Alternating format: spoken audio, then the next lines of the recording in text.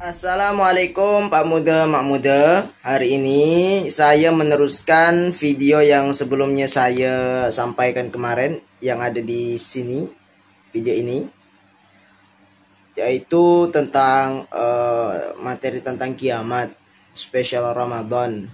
Jadi saya akan memaparkan lagi sesuai dengan apa yang tertulis di buku Ensiklopedia Akhir Zaman karangan Dr. Mahir Ahmad. Di situ lengkap sekali dijelaskan. Karena saya juga ingin melihat bagaimana,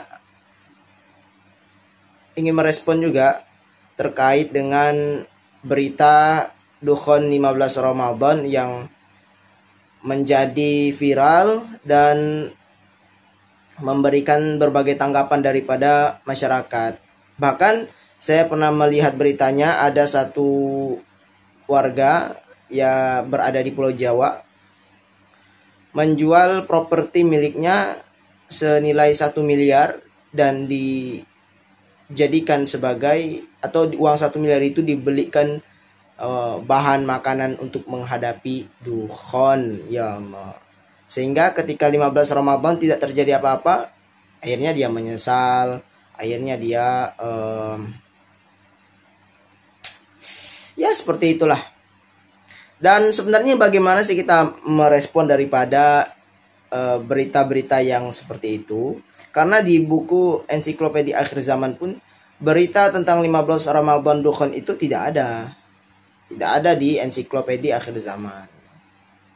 Dan ini menjadi pertanyaan, bagaimana sih kita merespon daripada apa yang disampaikan oleh para tokoh agama? Karena mereka juga bertanggung jawab terhadap ilmu-ilmu agama. Artinya mereka menyampaikan, tugas mereka menyampaikan.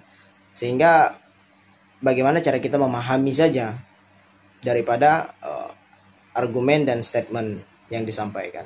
Oke, saya akan memaparkan beberapa hal yang tentang kiamat. Bukan maksud untuk menggurui, tetapi untuk saling berbagi spesial Ramadan. Insyaallah kita akan saksikan sama-sama Pak Muda, Mak Muda, hanya di Abang Game. Bismillahirrahmanirrahim. Ngaji Ramadan 1441 Hijriah. Temanya As-Sa'ah, kiamat. Mengapa saya ambil tentang kiamat? Karena kemarin pada 15 Ramadan digosipkan akan terjadi Dukhon, yaitu asap tebal yang sangat membahayakan. Namun sampai sekarang tidak terjadi. Banyak orang yang merasa ketakutan, dan kita akan memberikan sebuah gambaran lagi tentang apa sih itu kiamat. Baik, kita mulai ya. Kiamat dipakai kata as-sa'ah. Sebenarnya banyak juga kata-kata yang menggambarkan kiamat, seperti al-qiyamah, kemudian al-qari'ah, al-waqi'ah, dan sebagainya. Banyak tentang kiamat. Dan kiamat itu sendiri adalah suatu hari. Suatu hari. Sebagaimana hari-hari yang lainnya. Misalnya hari Ahad. Hari Ahad itu harinya Isra Mi'raj umpamanya, atau harinya Maulid Nabi. Sama, hari kiamat itu adalah satu hari. Nggak ada bedanya. Dia terjadi antara hari Senin hingga hari Ahad. Ya. Jadi hari kiamat itu merupakan suatu hari. Apanya suatu hari? Ya, berakhirnya segala sesuatu, yang hidup jadi mati, yang bergerak jadi diam, yang bernyawa menjadi tiada bernyawa, manusia menjadi mayat. Dan itu terjadi secara tiba-tiba. Jadi kiamat itu adalah suatu hari di mana segala sesuatu itu berakhir dan terjadinya secara tiba-tiba. Tak ada yang tahu kapan waktunya. Nabi pun tak diberikan Allah izin untuk mengetahui kapan sih waktunya kiamat. Cuman kita diberikan beberapa clue agar kita dapat menghadapi kiamat itu dengan baik. Kita diberikan bekal untuk mempersiapkan diri menghadapi hari kiamat. Baik, kiamat ini sebagai pembeda, hadirnya kiamat ini sebagai pembeda. Adanya risalah tentang kiamat sebagai pembeda antara orang yang iman dengan yang kafir, orang yang jujur dengan yang dusta. Orang yang beriman dan orang yang beriman pasti dia percaya dengan kiamat. Karena kiamat ini merupakan salah satu rukun iman dari 6 rukun. Kemudian orang kafir tak percaya dia dengan kiamat. Orang kafir menyangka bahwasanya dunia ini adalah selama-lamanya. Begitu pula jujur dan dusta. Tak ada yang bisa disangkal, tak ada yang bisa dibohongi. Kiamat akan terjadi. Baik kita menyembunyikan, baik kita mempercayai, dipercayai atau tidak, hari kiamat akan terjadi secara tiba-tiba sebagai refleksi berakhirnya segala sesuatu. Baik. Kiamat adalah pesan yang dibawa setiap rasul. Setiap utusan Allah selalu membawa risalah tentang kiamat. Rasul, utusan Allah, Nabi Allah menyerukan kepada umatnya, kepada manusia, kepada semesta bahwasanya kiamat pasti terjadi. Dan ini adalah pesan yang diturunkan Allah kepada Rasulnya agar disampaikan kepada manusia, kepada semesta. Jadi bukan hanya umatnya Nabi Muhammad saja yang dapat berita tentang kiamat, tetapi umatnya Nabi Musa, Nabi Ibrahim, Nabi Nuh, dan semua nabi-nabi Allah yang lainnya. Artinya kiamat ini bukan persoalan yang baru. Kiamat ini udah dari zaman baheula sampai zaman now menjadi perbincangan yang hangat gitu. Baik. Dan dunia akan berakhir. Masya Allah, dunia akan berakhir. Segala sesuatunya akan berakhir dunia. Nah, ini saya ada menyimpulkan beberapa tulisan yang ada di dalam kitab Ensiklopedia Akhir Zaman karangan Dr. Mahir Ahmad yang sering dipakai oleh Ustadz Zulkifli, Ustadz Akhir Zaman. Dan menurut hasil konferensi ilmiah di Brussels, Belgia tahun 90, bahwasanya para pakar dunia, para ilmuwan mengkalkulasikan, menganalogikan bahwasanya dunia ini diibaratkan satu hari.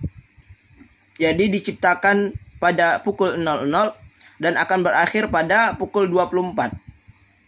Dan memang hukum alamnya seperti itu. Setiap yang diciptakan maka akan ada masanya dia akan berakhir. Setiap sesuatu yang bermula maka akan ada sesuatu yang namanya berakhir. Sama dengan dunia, maka usianya dianalogikan sebagai satu hari.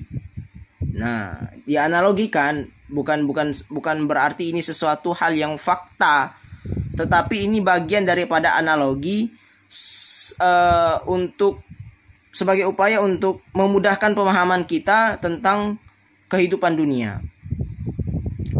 Kemudian bumi diciptakan di jam ke-24. Jadi Allah ciptakan di jam pertama itu semesta, galaksi-galaksi, gugus-gugus, planet-planet.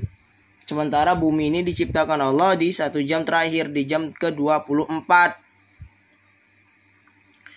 Kemudian di 1 jam terakhir itu, di menit-menit awalnya Allah ciptakan gunung-gunung, lautan, hewan-hewan, dan segala macam isi-isi bumi itu. Dan manusia ini adalah yang diciptakan terakhir di 10 menit terakhir. Dari jam 2 ke jam 24 itu, di 10 menit terakhir barulah manusia diciptakan, barulah Adam tercipta. Kemudian sekarang kehidupan telah berlalu 7 menit. Dari Nabi Adam kepada kita sekarang telah berlalu 7 menit. Dan sisa 3 menit menuju kehancuran alam semesta dunia ini. Nah, dan 7 menit ini, setelah berlalu 7 menit ini pada tahun 90, sekarang setelah berlalu sekitar 30 tahun. Berarti lu sudah 7 menit lebih. Tinggal 2 menit lan, 2 menit setengah. Dunia akan berakhir. Tapi jangan khawatir, ini adalah kalkulasi atau analogi saja. Karena pelajaran kita waktu itu kan satu hari akhirat setara 50.000 tahun, ya kan? Dan usia dunia juga sudah tak terhitung lagi, miliaran tahun. Nah, ini hanya analogi saja. Artinya dunia itu semakin tua. Maksud daripada kalimat-kalimat ini yang dikatakan oleh para pakar ini dapat kita tarik bahwasanya dunia sudah tua, dunia sudah masanya sudah akan berakhir gitu. Artinya kita harus tahu bahwasanya kita harus mempersiapkan diri dengan amal-amal soleh sehingga kita bisa menata kembali kehidupan agar lebih baik. Dan tak mungkin kiamat ini akan terjadi. Dan banyak guru-guru yang telah berpesan kiamat tuh masih lama. Selagi masih ada orang yang bertasbih, selagi masih ada orang yang beristighfar, anak muda yang beristighfar, orang tua yang beristighfar, maka kiamat tak akan pernah terjadi dan belum akan terjadi. Jadi kiamat itu pada akhirnya selama masih ada orang yang bertahlil, mengucapkan kalimat tauhid, maka tak akan terjadi kiamat. Begitu pesan guru-guru kami. Dan nah, tanda-tanda sebenarnya kiamat itu akan didahului oleh tanda-tanda. Manusia makhluk terakhir diciptakan.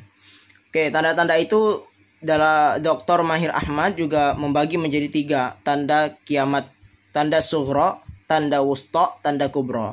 Tanda sughra artinya tanda yang kecil. Maksudnya bukan peristiwanya yang kecil. Sughra itu kecil diartikan dia telah terjadi di masa lampau dan tidak akan terulang kembali di masa sekarang ataupun di masa depan. Contohnya seperti kelahiran Nabi Muhammad. Kelahiran Nabi Muhammad itu adalah salah satu tanda kiamat. Dan itu ada dikategorikan sebagai tanda kiamat sughra karena telah terjadi dan tak akan bisa terulang kembali. Apalagi contohnya wafatnya Nabi Muhammad karena telah sempurna Islam. Kemudian tanda wusta itu tanda yang pertengahan. Artinya pernah terjadi dan sedang terjadi dan akan juga terjadi pada masa yang akan datang. Gitu. Seperti apa? Banyaknya fitnah. Nah, seperti video yang sebelumnya saya menyatakan bahwasannya banyak fitnah ini sekarang. Nabi dihina, agama dihina, sholat dihina, dan Islam direndahkan. Itu juga bagian dari fitnah. Pandemi ini juga merupakan bagian dari fitnah. Kemudian kubro, tanda kubro. Nah, ini sudah sangat dekat sekali dengan peristiwa kiamat. Seperti dukhon, seperti terbitnya matahari dari barat, itu sudah tanda kiamat besar. Dan waktu antara tanda-tanda itu menuju kiamat sudah tak lama lagi gitu. Dan kubro ini tentu akan terjadi ketika seluruh tanda-tanda itu telah terjadi, sementara ada beberapa tanda kiamat wusta yang belum terjadi. Nah, kalau tidak salah pengeringan ya. Dan untuk jelasnya nanti kalau ada kesempatan boleh akan kita bahas bagian-bagian daripada tanda-tanda kiamat sughra, wusta dan kubra ini. Insyaallah kalau ada kesempatan lagi ya. Dan hikmahnya apa sih? Hikmahnya, segala sesuatu yang fana itu tak berharga meskipun tinggi kedudukannya, banyak kenikmatannya dan panjang usia. Artinya dunia ini tak berharga. Dunia ini fana. Dan yang fana itu tidak berharga meskipun dia punya jabatan, punya tinggi kedudukan, banyak kenikmatan, panjang usia. Tak ada arti, tak ada nilai. Dan ini bukan untuk menakutkan kita, tetapi sebagai pengingat, sebagai bahan untuk mawas diri bahwasanya oke, kiamat itu pasti terjadi dan itu adalah pembeda antara iman dan kafir. Kita yang beriman harus percaya dengan adanya kiamat. Dan kiamat tak akan terjadi kecuali didahului oleh tanda-tanda.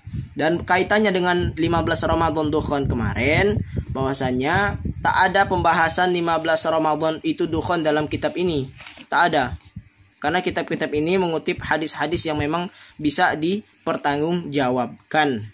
Insya Allah kita masih aman-aman saja. Begitulah kira-kira. Artinya masa-masa ini kita isi dengan